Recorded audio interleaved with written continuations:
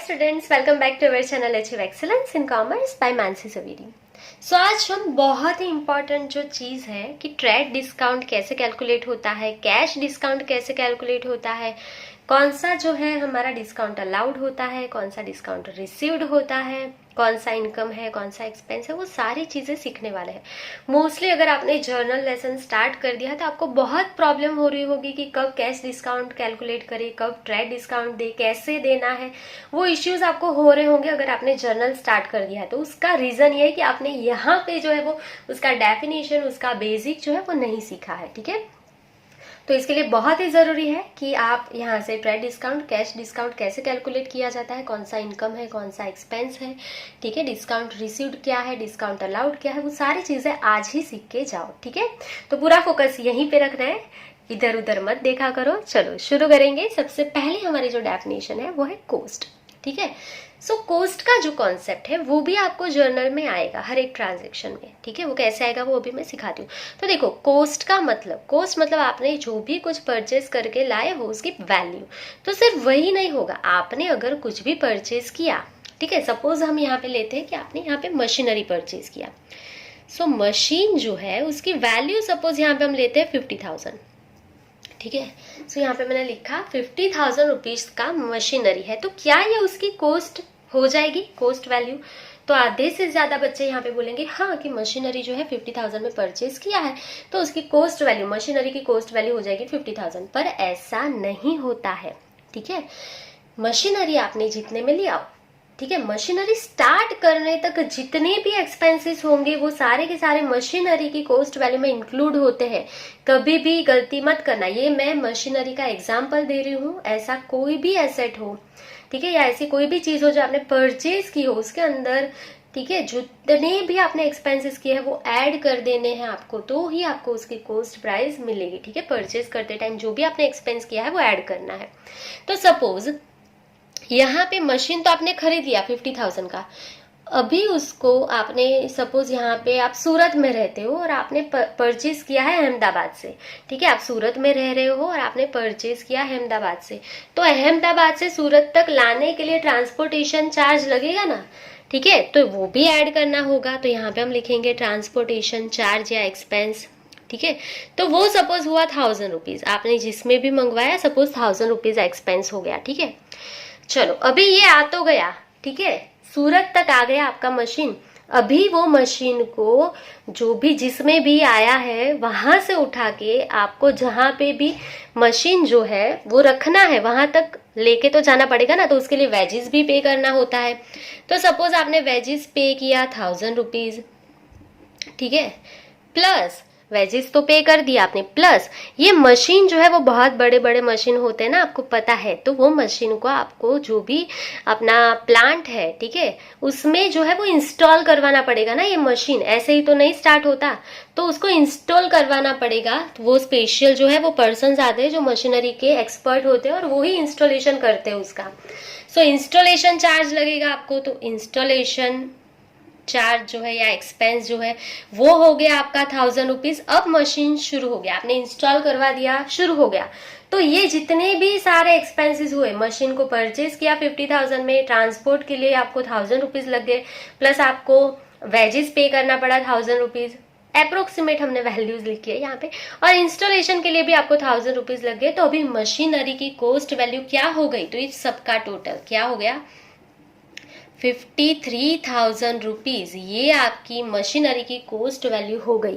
ये हर बार अच्छे से समझ लेना है आपको, ताकि आपको जर्नल लिखते टाइम कोई भी इश्यू ना हो। और ये टॉपिक जो मैंने अभी सिखाया वो आपको डेप्रिसिएशन कैलकुलेट करते टाइम हर बार काम आएगा। ठीक है, यही हमारा फॉर्मूला होगा। ठीक है, डेप्रिसिएशन कैलकुलेट करेंगे ना पार्ट 2 में, तब भी ये फॉर्मूला सिखाऊंगी मैं, पर ये इसका कॉन्सेप्ट होता है, बेसिक है। चलो, सो यहाँ पे एक्सप्लेन कर दूंगी कोस्ट का definition. To produce any product और to provide any service whatever expenses are required, जो भी एक्सपेंसेस हुए हैं, the sum of this expenses cost, उसका आप टोटल करोगे उसी को हम कोस्ट बोलेंगे। ये नहीं कि 50,000 में मिल गया तो हाँ इसका कोस्ट प्राइस मिल गया, 50,000 में मुझे मिल गया, ऐसा नहीं होता है। उसके लिए आपने जितने भी चार्जेस पे किए हैं वो सारे इंक्लूड होंगे। ठीक है, चलिए, सो आई गेस समझ गए हो, जर्नल में भी ये कॉन्सेप्ट बार बार आएगा, तब मैं आपको रिमाइंड करवाऊंगी कि कोस्ट की डेफिनेशन जाके चेक कर लो, ठीक है। चलिए, उसके बाद नेक्स्ट वाउचर। सो वाउचर मतलब इन शॉर्ट बिल। आप कहीं पे भी जाते हो, ठीक है, और उसका रिसिप्ट लेते हो ना, बिल लेते हो, वाउचर जिसे बोलते हैं, तो वही होता है। तो ये जो है वो रिटर्न फॉर्म में होता है। तो voucher is a return document, obviously return form में होता है, ठीक है। और ये जो है a type of transaction is determined on the basis of voucher. ये वाउचर जो है उसपे से आपको जो ट्रांजेक्शन का टाइप है वो पता चल जाता है। टाइप ऑफ ट्रांजेक्शन मतलब क्या, अगर आपने कैश में परचेज किया है तो आपके पास कैश का बिल होगा ना, ठीक है, कैश रिसिप्ट होगा। अगर आपने क्रेडिट पे परचेज किया है तो क्रेडिट का रिसिप्ट होगा। तो वाउचर से ट्रांजेक्शन का टाइप पता चल जाता है, वो इनकम है, वो एक्सपेंस है, ठीक है, वो सारी चीजें यहाँ पे लिखा है कि आपका ट्रांजेक्शन कैश है, क्रेडिट है, परचेज का है, सेल का है, इनकम का है, एक्सपेंस का है, किसका ट्रांजेक्शन है वो आपको वाउचर देख के पता चल जाता है। और मोस्टली हम अकाउंट जो है वो वाउचर पे से लिखते हैं, ठीक है। हमने परचेज किया है तो सारे वाउचर्स हमारे पास अवेलेबल होंगे, तो उसी पे से हम एंट्री करते हैं ना, डेटा एंट्री, अगर आपने सुना है तो यही वाउचर होता है। तो ये रिटर्न डॉक्यूमेंट होता है और इससे हमें हर एक ट्रांजेक्शन का टाइप पता चल जाता है, ठीक है। चलो, पूरा फोकस यहीं पे रखो, अभी इधर उधर मत देखा करो, क्योंकि मेन टॉपिक हमारा स्टार्ट होने वाला है डिस्काउंट, ठीक है। जो भी वर्क कर रहे हो ना, थोड़ी देर के लिए स्टॉप हो जाओ और यहाँ पे देखो। सो डिस्काउंट क्या है? Discount, the amount which is deducted from the total amount is known as discount. चलो गौर से सुनो, तो जो अमाउंट हम हमारी टोटल अमाउंट में से डिडक्ट करेंगे उसे हम डिस्काउंट बोलते हैं, ठीक है। अगर आपने परचेज किया या आपने सेल किया, जो भी टोटल अमाउंट है उसमें से जो भी अमाउंट डिडक्ट होगी उसे हम डिस्काउंट बोलते हैं। डिस्काउंट सबको पता होता है। अभी मेनली जो चीजें सीखना है वो ये है कि there are mainly two types of discount. Discount के मेनली टू टाइप्स है। पहला होता है ट्रेड डिस्काउंट एंड दूसरा होता है कैश डिस्काउंट, ठीक है। तो हमारी जर्नल में भी हमें कैलकुलेट करना है। ट्रेड डिस्काउंट हर एक सम में आपको आएगा ही जर्नल में, और कैश डिस्काउंट भी हमें अवेलेबल करना होगा, मतलब कैलकुलेट करना होगा। तो अभी क्या करना है, तो ट्रेड डिस्काउंट सबसे पहले किसे कहते हैं और कैसे कैलकुलेट करना है उसको देखो।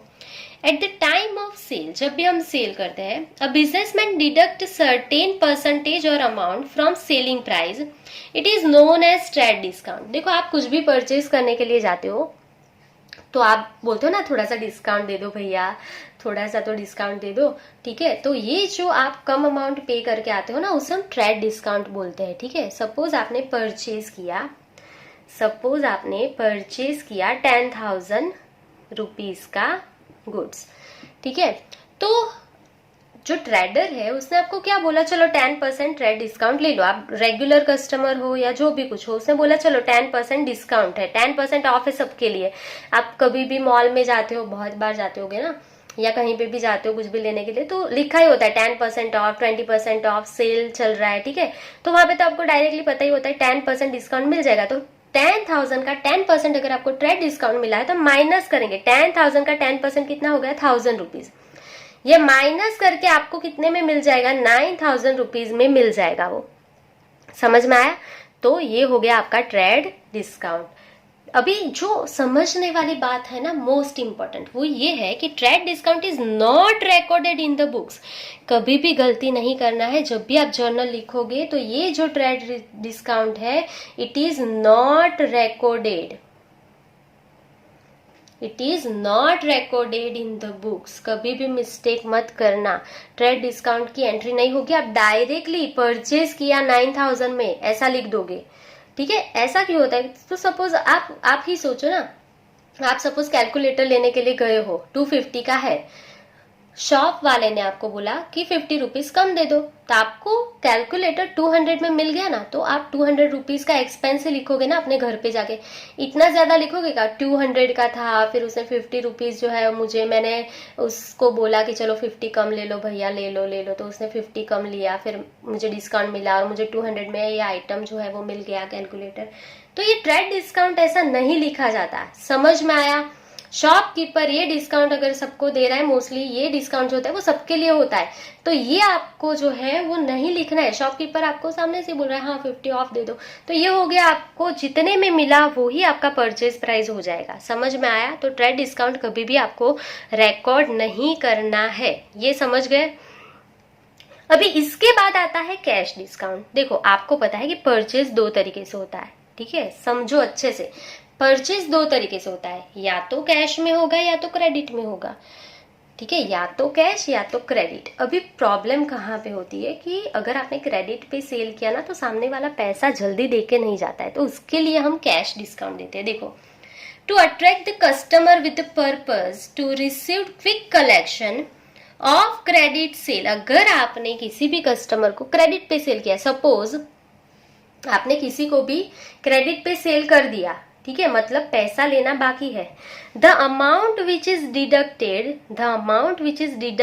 From the receivable amount is known as cash discount, ठीक है। तो अगर आपको यहाँ पे सपोज ये सेल किया है, परचेज की जगह पे ये सेल है और आपको लेने हैं किसी के भी पास से यहाँ पे 9000, तो आप उसको क्या बोलोगे? एक तो वो पर्सन आपको पैसा दे नहीं रहा है, ठीक है, अभी पता नहीं 1 मंथ 2 मंथ 3 मंथ कब पैसा देगा, 9000 पता नहीं।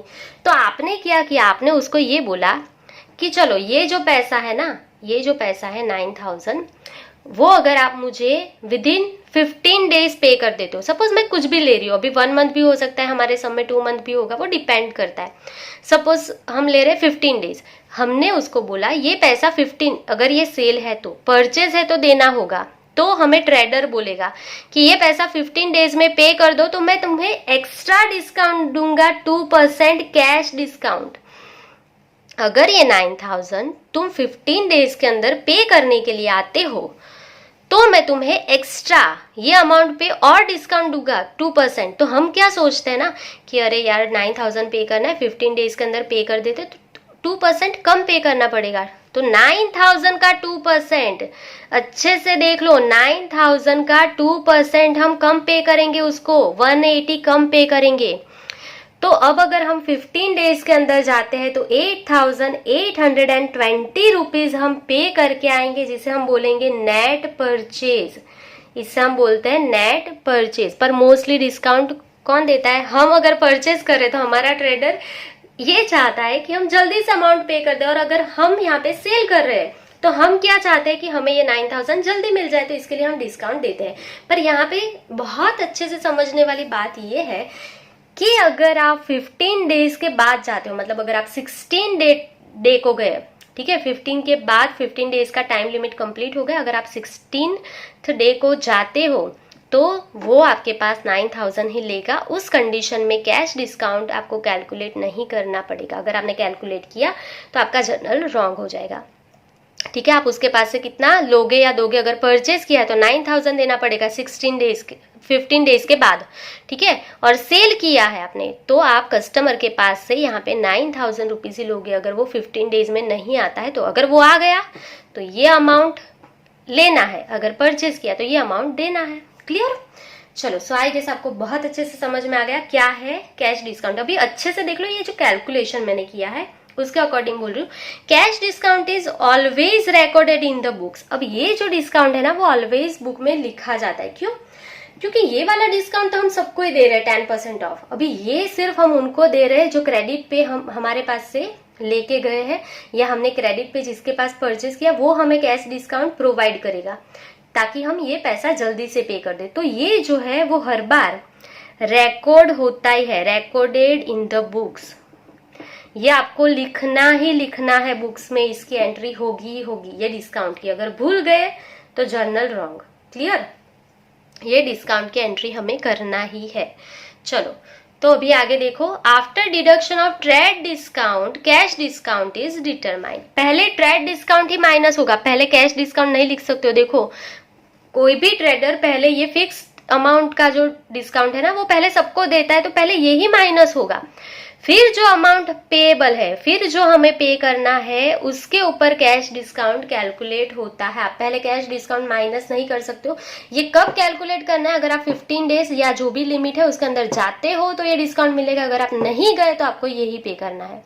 अगर आप चले गए, ऐसा बोला है कि आपने अगर आपको ट्रांजेक्शन यहाँ पे लिखा है ना कि ये सपोज ट्रांजेक्शन 10th अप्रैल को हुआ है, सपोज ये 10th अप्रैल को हुआ है और आपको ट्रांजेक्शन दिया है 15th अप्रैल को कि 15th अप्रैल को आप पैसा पे करने गए हो, तो 15 अप्रैल मतलब 5 डेज के अंदर ही आप चले गए तो ये डिस्काउंट मिलेगा। तो आपको ये कैलकुलेट करना है आगे, और ये अमाउंट आपकी परचेज की रिकॉर्ड होगी अगर आप 15 डेज के अंदर जाते हो तो। समझ में आया? तो ये डेट हम देख लेंगे, उसके हिसाब से समझेंगे कोई भी क्वेश्चन में। चलिए, so this discount is allowed at the time of collection of cash, thus it is called cash discount। ये डिस्काउंट जब हमें कैश मिलेगा ना 15 डेज के अंदर सपोज, तो ही अकाउंट होता है, इसके लिए इसे कैश डिस्काउंट बोलते हैं। समझ में आया? ठीक है, अगर वो पैसा देने नहीं आता है 15 डेज के अंदर तो हम उसको कैश डिस्काउंट देने ही नहीं वाले हैं, तो हम उसके पास 9000 ही लेंगे। क्लियर? क्योंकि उसने लेट पेमेंट किया है, 15 डेज के अंदर नहीं किया है। समझ गए? चलो, सो आई गेस आपको पूरा समझ में आ गया होगा। ये अच्छे से समझ लेना, क्योंकि जर्नल के टाइम पे मैं वापस ये सारी चीजें नहीं सिखाऊंगी। कैश डिस्काउंट लिखते हैं बुक में, ट्रेड डिस्काउंट नहीं लिखते हैं, क्यों नहीं लिखते, ये रीजन मैं अभी सिखा रही हूँ आपको, ठीक है, ताकि जर्नल जल्दी जल्दी सीख पाए और जल्दी जल्दी लिख पाए। चलिए, अब सीखेंगे डिस्काउंट रिसीव्ड किसे कहेंगे, डिस्काउंट अलाउड किसे कहेंगे। चलिए नेक्स्ट पेज पे चलते हैं। चलिए, सो हम नेक्स्ट पेज पे आ गए हैं। बहुत से बच्चे ना ऐसे बोलते हैं अकाउंट्स बहुत हार्ड है मैम, कुछ नहीं समझ आता है, जर्नल लिखना नहीं आता, बहुत मिस्टेक होता है, सिली मिस्टेक्स होता है। तो वो इसी वजह से होता है कि बेसिक जो है वो आपका क्लियर नहीं होता। चलिए, तो मैं ट्राई कर रही हूँ कि जितना ज़्यादा बेसिक क्लियर हो जाए आपका, उतना मुझे भी अच्छा लगेगा जर्नल करवाते टाइम पे, ताकि आपका सब कुछ क्लियर ही होगा, सिर्फ मुझे फिर जर्नल लिखना होगा। चलिए, तो अब बात करते हैं डिस्काउंट रिसीव्ड किसे कहेंगे, डिस्काउंट अलाउड किसे कहेंगे। तो देखो, डिस्काउंट रिसीव्ड मतलब आपको डिस्काउंट मिला। आप क्या करोगे तो डिस्काउंट मिलेगा? तो परचेज करेंगे अगर कुछ तो ही डिस्काउंट मिलेगा ना। तो when a businessman purchase goods, अगर हमने किसी के भी पास से परचेज किया है गुड्स एंड पे लेस अमाउंट, हमने गुड्स परचेज किया एंड जो अमाउंट है वो थोड़ा सा कम पे किया, तो जो अमाउंट हमने कम पे किया, ठीक है, या तो जो अमाउंट हमने नहीं पे किया उसे हम डिस्काउंट रिसीव्ड बोलेंगे। ठीक है, हमने परचेज किया और हमने जो भी अमाउंट यहाँ पे कम पे किया या तो नहीं पे किया, तो वो हमारा डिस्काउंट कहलाएगा। क्लियर? चलिए, तो discount received is treated as income. जो हमारा डिस्काउंट रिसीव्ड है उसे हम इनकम बोलते हैं। अच्छे से समझ लो, डिस्काउंट रिसीव्ड इनकम है। क्यों? क्योंकि अगर हमने परचेज किया और पैसा कम पे किया, यहाँ पे हमने सीखा ना कि हमने सपोज परचेज किया, ठीक है, 10,000 का, और उस पे आपने जो भी यहाँ पे पैसा कम पे किया है, तो वो जो पैसा आपने कम पे किया वो आपके लिए इनकम होगा ना, क्योंकि आपने उसका पैसा कम पे किया। ठीक है, तो हम मोस्टली कैश डिस्काउंट की बात करते हैं, वो हमारे लिए इनकम होती है। ठीक है, तो मैं पूरा एग्जाम्पल वापस नहीं लिख रही हूँ। चलिए, उसके बाद this will be recorded in the books. ये हम कैश डिस्काउंट की बात कर रहे हो और ये हमारा बुक में रिकॉर्ड होता ही होता है। ठीक है, आपको बोला होगा डिस्काउंट मिला है इतने रुपीस का और वो कैश डिस्काउंट है, तो वो बुक्स में रिकॉर्ड होगा ही। ठीक है, परचेज के टाइम पे जो पैसा कम पे करते हैं उसको डिस्काउंट रिसीव्ड बोलते हैं, और सेलिंग के टाइम पे जो पैसा कम लेते हैं, अगर हमने सेल किया है सेम वे में 10,000 का और उस पे 10% ट्रेड डिस्काउंट दिया है, मतलब 1000 रुपीज डिस्काउंट दिया, सेम एग्जांपल सेल का ले रहे हैं, तो 9000 आपको लेना है। फिर आपने बोला कि जल्दी जल्दी पे कर दो, तो 2% और कैश डिस्काउंट देंगे, 180 आपने अगेन दिया, तो 8820 अगर आप वापस ले रहे हो, ये हो गया आपका नेट सेल का अमाउंट। और ये जो है 180 आपने सेल किया, इतना पैसा आपने कम लिया कस्टमर के पास से, 180 कम लिए, तो ये हो गया डिस्काउंट अलाउड। ये हो गया डिस्काउंट अलाउड, आपने डिस्काउंट अलाउ किया 180 का एक्स्ट्रा, तो ये आपके लिए क्या हो गया, ये एक्सपेंस हो गया ना, आपको पैसा कम मिला, ये पैसा कम मिला तो ये एक्सपेंस है। परचेज करोगे कम पैसा दोगे तो इनकम होगा, सेल करेंगे कम पैसा लेके कस्टमर के पास से तो वो एक्सपेंस होगा। Clear? So when businessman sells goods, अगर हमने सेल किया है और हमें कम अमाउंट मिली and receive less amount which is not received is called discount allowed। चलो, या तो हमने अमाउंट कम पे किया या तो हमें जो नहीं मिला वो हम डिस्काउंट कैलकुलेट कर लेंगे। क्लियर? चलिए, सो डिस्काउंट अलाउड जो है वो एक्सपेंस है। क्लियर? मैंने बोल दिया डिस्काउंट अलाउड। ठीक है, हमने अगर किसी के पास कम पैसा लिया तो हमारे लिए एक्सपेंस है, और अगर किसी को कम दिया तो वो इनकम है। इजी? चलो, it will be recorded in the books. Discount allowed है या रिसीव्ड है, दोनों जो है, ये यहाँ पे मैंने राउंड किया है, ये अमाउंट जो है वो दोनों अमाउंट जो है हम अकाउंट्स में रिकॉर्ड करते ही करते हैं। क्लियर? चलिए, सो आई होप आपको पूरा कॉन्सेप्ट जो है discount allowed, discount received, cash discount, trade discount सब कुछ समझ में आ गया है। अच्छे से लर्न रखना है, ट्रेड डिस्काउंट कभी भी बुक्स में रिकॉर्ड नहीं होता है, कैश डिस्काउंट हर बार रिकॉर्ड होता है। ट्रेड डिस्काउंट जो है वो पहले कैलकुलेट होता है, उसके बाद ही आपको कैश डिस्काउंट कैलकुलेट करना होता है। क्लियर? चलिए, चलो, अगर आपको और कुछ भी डाउट है तो कमेंट सेक्शन में कमेंट लिख दो, अदरवाइज इंस्टाग्राम आईडी mansi23 पे भी आप कांटेक्ट कर सकते हो। सो आज के लिए बस इतना ही। Thank you for watching, keep learning, take care.